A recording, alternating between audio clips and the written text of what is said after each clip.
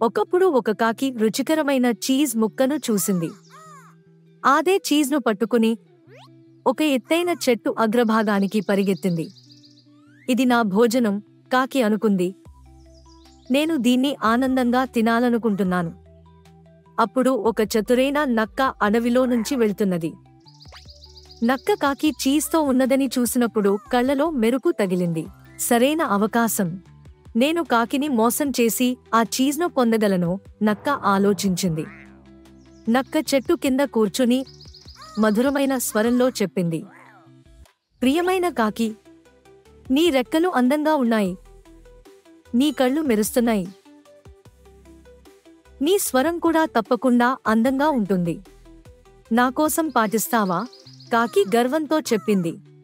నేను పాటిస్తాను. నక్క నా స్వరం విన్నా?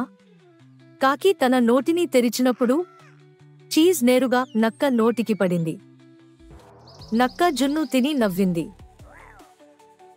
కొన్నిసార్లు తెలివైన పక్షులు కూడా నకిలీ ప్రశంసలు అడిగినప్పుడు మోసపోతాయని తెలుసుకోండి.